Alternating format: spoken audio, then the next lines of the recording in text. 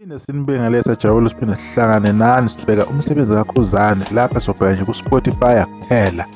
U-YouTube abantu ba-aware ngawo ukuthi kuhamba kanjani, bayawazi amamiliyoni, bayazi ingoma esizoshaya imiliyoni futhi ethi shushu mntanami nezinye elokhu yisondela. Lapha sibheka ama-album kaKhuzani ukuthi-ke ame kanjani, nanokuthi-ke uKhuzani umlando awenzile ey'nsukwini ezedlule. Ingoma yakhe izindaba zomjolo, leyo ngoma leyo ku-Spotify ihlanganise u-1 million. Niyazi ukuthi leyo ngoma leyo ilaphayana-ke Kwinja noGod, enye album eyenza umlando kakhulu-ke i-million number 22 leli elenziwa uKhuzani lapha ku-Spotify. Bese uyazibuza ukuthi yena lo Spotify uhlele kuchonywa ngawo kangaka, uhlele kukhulunywa ngawo kangaka, ingani uKhuzani uyazenza izinto, uyayenza imlando kanti yile okusuke kukhulunywa kangaka. Sesiyazi ukuthi wasuke kuphushwa ini propaganda, kuphushwa i-agenda ukuthi yena uKhuzani abuke njengomuntu omehlulayo ini ku-Spotify, but abalandeli bakhe, abalandeli abathanda umculo wakhe kamaskandi, abantu abadlala wonke umculo bayamphusha uKhuzani and bayamveza ebalazweni ukuthi yena ukhona. Imlando uhleli-ke ayenza amamiliyoni laphana sewu-22 and ayakhuphuka. Nakho-ke ngifuna sibheke khona-ke i-album kaKhuzani-ke ini inhlanhla iza nebhadi-ke isanda-ke kuhlanganisa ku-16.9 million wama-streams lapha ebheke ku-17 million. Isakwazi ukuthi ihlanganise ku-36,000 wama-streams a day after 5 months. Izama kakhulu i-album le, angifuna ukuqamba amanga.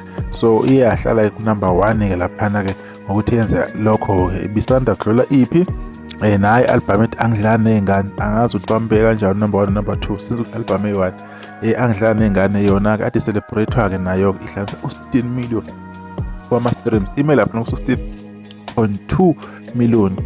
Okuyinto-ke le engazange iziyenzele kuKhuzani. Niyazi ukuthi uKhuzani lapha ku-Spotify akanayo inhlahla leyo ukuthi adlaleke ngale ndlela abanye abaculi badlala ngakhona, but lately kuyabonakala umehluko, kuyabonakala ukuthi uyazama. Noma abanye abaculi bephambili kakhulu ngey'ngoma zabo ngoba ihamba ngo-20 million ingoma ngayinye laphana ku-Spotify abanye abaculi, kodwa-ke uKhuzani he is getting there and abalandeli bakhe-ke nabathanda umculo wakhe bayamphusha kakhulu. Le update-ke yangeyi-24 enyangeni ka-5 okuMay 2026. So i-update nje eya-recently ilokho nje besifuna nje ukuveza njengamanje ngomsebenzi kaKhuzani. Amanye ama-album laphana-ke Kwinja noGod ibisanda kuhlanganisa u-13 million wama-streams lapho number 4. Ku-number 5 isibuko singafi sibheke ku-11 million.